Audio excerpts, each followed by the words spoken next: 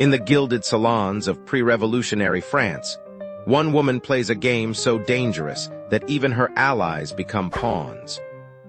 She never raises her voice, never shows her hand, yet she destroys reputations, orchestrates seductions, and engineers the downfall of anyone who dares cross her path. Her weapon, the written word; her battlefield, the human heart. She is the Marquise de Merteuil, and she might be the most terrifying femme fatale ever conceived.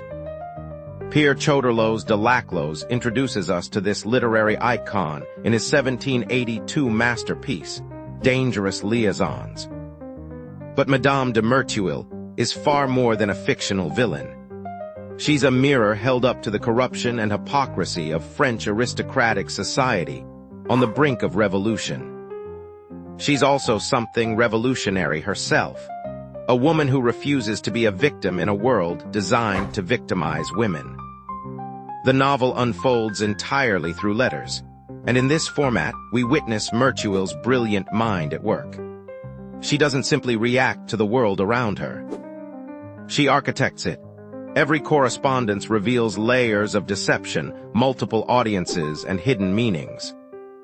When she writes to one person, she's already anticipating how that letter might be read by another. She thinks 3 moves ahead always. But who is the Marquise de Merteuil? She's a young widow of considerable wealth and social standing. Widowhood grants her a freedom that unmarried girls and even married women don't possess. She can receive visitors, attend events unchaperoned, and manage her own affairs. Yet even this freedom comes with suffocating limitations. Society expects her to be decorative, modest, and morally impeccable. Any whisper of scandal could destroy her position forever. So Merteuil creates a masterpiece of duality. In public, she's the model of propriety and virtue. She cultivates a reputation as a woman of principle, someone respectable matrons trust with their daughters. Behind this flawless facade, she conducts numerous affairs, ruins rivals, and manipulates the social machinery of Paris with surgical precision. Her greatest achievement isn't any single scheme. It's the perfect mask she wears, a mask so convincing that no one suspects the calculating intelligence beneath. In one of the novel's most revealing letters, Merteuil explains her philosophy to her partner in crime, the Vicomte de Valmont. She describes how she educated herself in the art of deception from girlhood. While other girls learned needlework and music, she studied people. She trained herself to control every facial expression, every gesture, every involuntary reaction. She read forbidden books on philosophy and human nature. She learned to observe without being observed, to listen while appearing distracted, to gather intelligence at every social gathering. Merteuil tells Valmont that she created herself through discipline and determination. She writes that she was born to avenge her sex and master yours. This isn't mere villainy, it's a response to systemic injustice.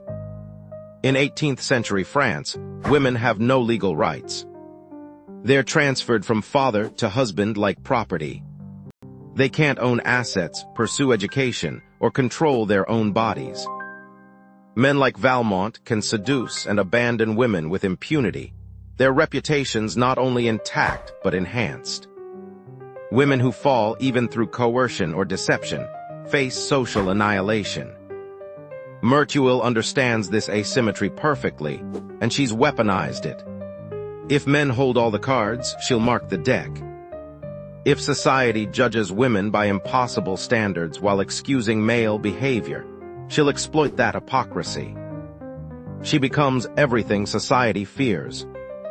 A woman with agency, intelligence, and no interest in playing by rules designed to subjugate her. The central plot of Dangerous Liaisons showcases Merteuil's strategic genius at its most elaborate. She enlists Valmont, her former lover and current accomplice, to seduce the virtuous Madame de Tourvel. This isn't random cruelty. Tourvel's husband has sided against Merteuil in a legal dispute. Destroying Tourvel's reputation and peace of mind serves as elegant revenge. But Merteuil has another target. Cécile Volanges, a convent-educated girl about to marry the Comte de Gercourt. Gercourt is Merteuil's real enemy. He ended an affair with her in a way she found humiliating, then spread subtle hints about her character. Most people missed these insinuations, but Merteuil caught every one. Now Gercourt is set to marry an innocent young girl. Merteuil decides that Cécile will arrive at her marriage bed thoroughly corrupted, pregnant with another man's child, and utterly compromised. Gercourt will become a laughingstock, and Merteuil will watch from behind her fan, her involvement completely hidden. She doesn't seduce Cécile herself. She doesn't need to get her hands dirty. Instead, she manipulates Valmont into pursuing the girl, while simultaneously positioning herself as Cécile's trusted mentor and friend. Cécile's mother, believing Merteuil to be a paragon of virtue, actually asks the Marquise to guide her daughter. The irony is exquisite. Merteuil consoles Cécile, advises her, and all the while ensures the girl's complete ruination. But Merteuil's schemes contain the seeds of her own destruction. Her fatal error isn't technical, it's emotional. She challenges Valmont's growing genuine feelings for Madame de Tourvel. When Valmont seems to actually fall in love, Merteuil feels betrayed. Their relationship has always been built on emotional detachment, on treating seduction as sport rather than sentiment. Valmont's vulnerability threatens everything. Merteuil issues an ultimatum. Prove your loyalty by destroying Tourvel completely, or lose me forever. It's a test of power, a reassertion of control. Valmont complies, breaking Tourvel's heart with calculated cruelty. The devout woman, having surrendered everything for love, retreats to a convent where she dies of grief and shame. But Valmont can't forgive himself or Merteuil for this destruction. The game has stopped being fun. The partnership fractures. Merteuil and Valmont, who once shared secrets that could destroy them both, become enemies.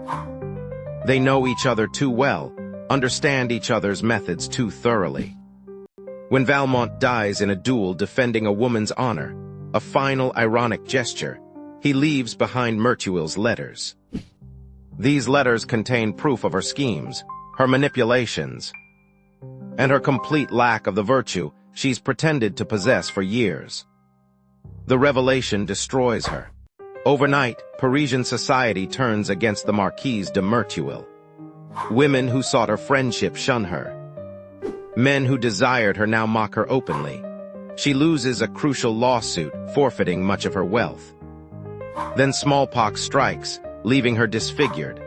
The beautiful face that opened so many doors becomes a map of ruin.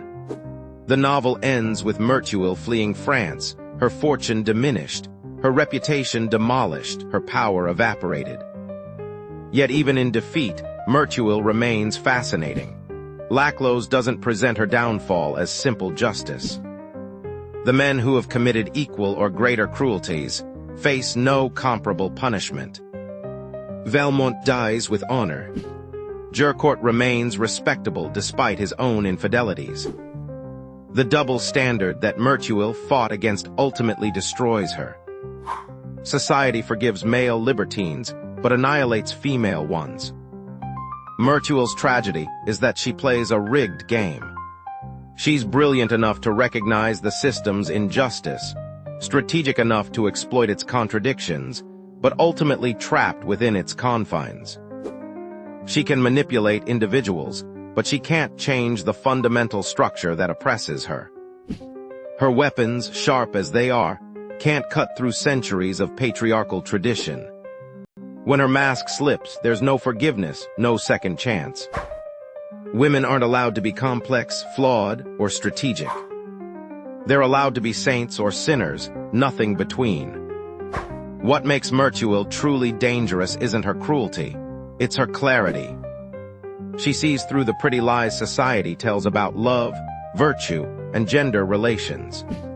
She recognizes that marriage is an economic transaction, that female chastity serves male property interests, and that the celebrated virtue of women like Tourvel is partly enforced ignorance.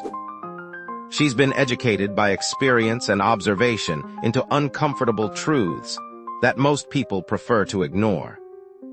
Laclos himself seemed ambivalent about his creation.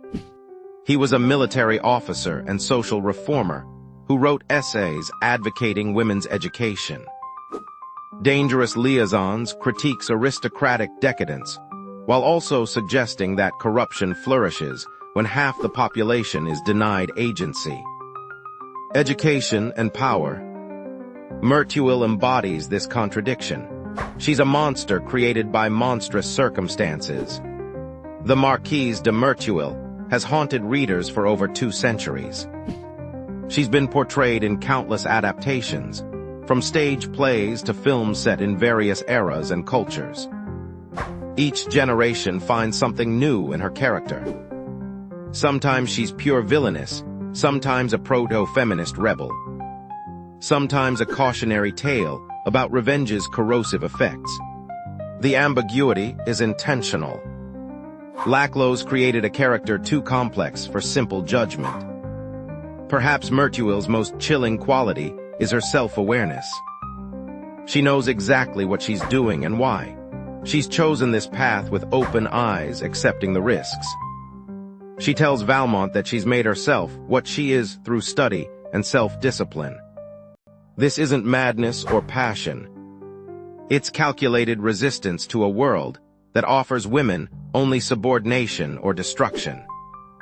In the end, the Marquise de Merteuil remains literature's most sophisticated femme fatale because she forces uncomfortable questions.